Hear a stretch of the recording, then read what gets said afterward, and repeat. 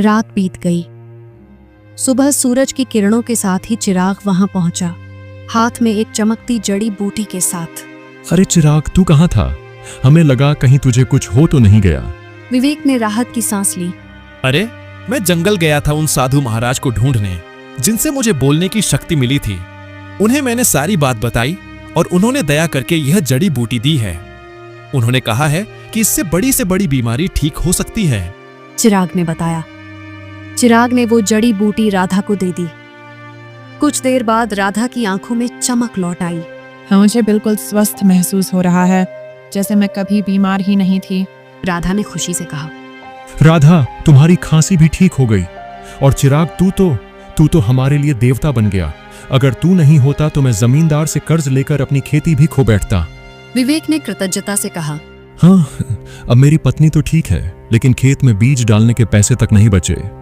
मैं जानता था कि राधा के ठीक होने के बाद तुम्हें बीज की जरूरत पड़ेगी, इसीलिए मैं साधु महाराज से बीज भी लेकर आया हूँ। हाँ, ये देखो। क्या बीज? चिराग ने रहस्यमयी ढंग से कहा। हाँ, उन्होंने यह चमत्कारी बीज दिए हैं। अब देखो, अगर तुम इन्हें अपने खेत में बो दोगे तो ऐसी फसल उगेगी जो पूरे राज्य में किसी ने नहीं उगाई होगी, और सबसे पहले तुम्हारी फसल ही तैयार होगी। हाँ, मजा आ गया ना? इतनी जल्दी? चिराग ने बताया। हाँ, लेकिन एक शर्त भी दी है साधु महाराज ने।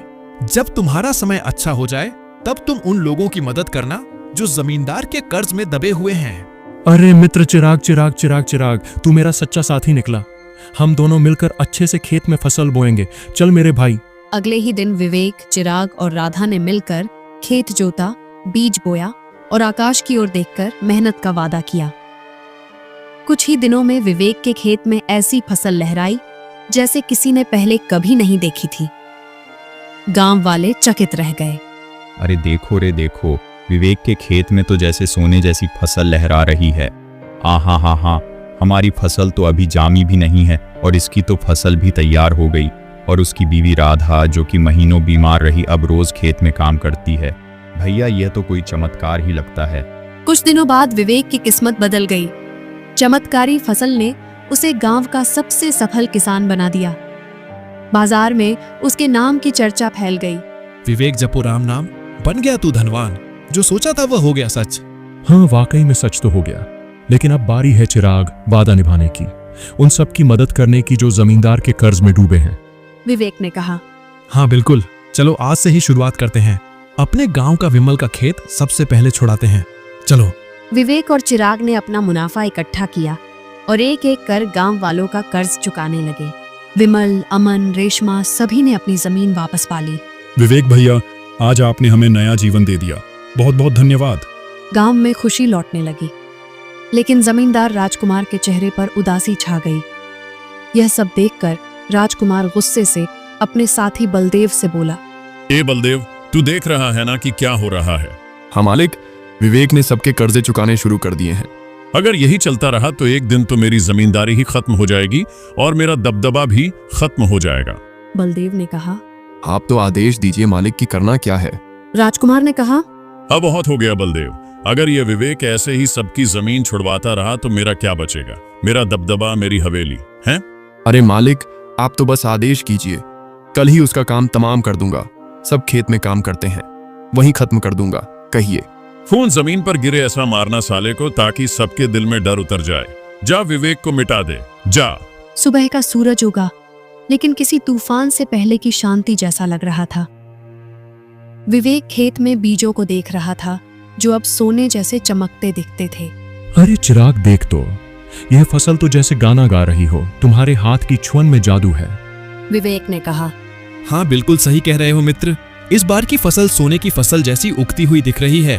वाह वाह। इतना बोलकर अचानक चिराग एक ओर हट गया। सच तो यह था कि चिराग को किसी की आहट की भनक लग चुकी थी। तभी वहां जमींदार राजकुमार और बलदेव आ पहुंचे। बलदेव के हाथ में लंबा बर्छा था। विवेक झुका हुआ था। अब भुगतो किसान।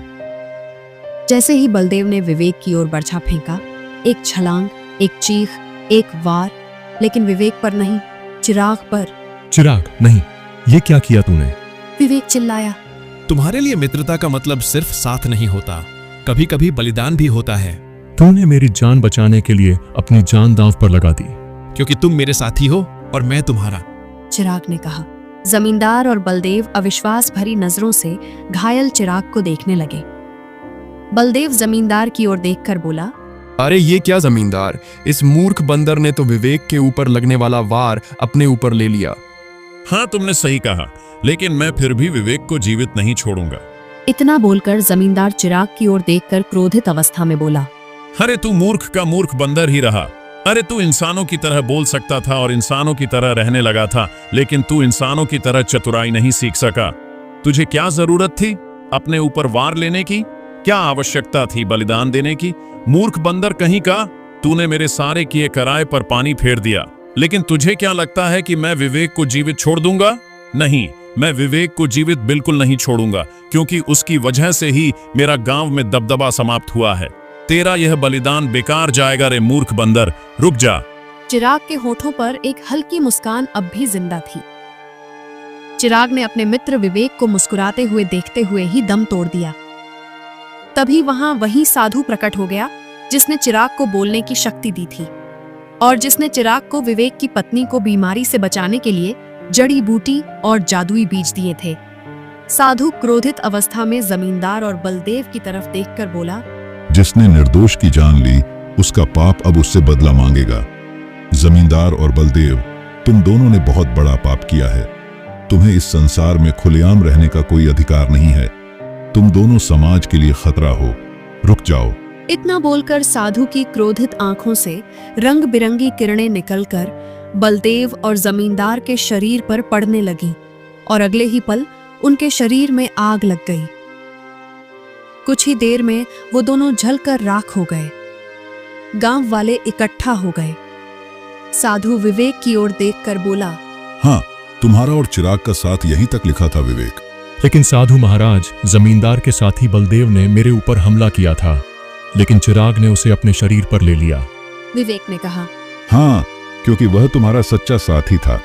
जाते जाते चिराग ने अपनी मित्रता का कर्ज चुका दिया। अपने साथी को कभी नहीं भूलना विवेक। इतना कहकर साधु रंग बिरंगी किरणों में वहां से गायब हो गया।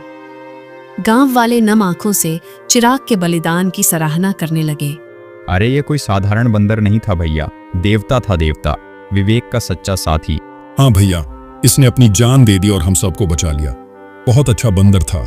कुछ दिनों बाद विवेक ने नम आंखों से चिराग की याद में उसी खेत में एक पौधा लगाया जो आगे जाकर बना मित्र वृक्ष। चिराग, तेरे बिना सब अधूरा लगेगा, लेकिन तू मिटा नहीं। तू हर उस फसल में है जो इस धरती से उगेगी। कभी कभी सच्चा साथी इंसान नहीं होता, वो एक जानवर हो सकता है जो बिना शर्त प्रेम करे, रक्षा करे और अगर जरूरत पड़े तो जीवन भी दे दे।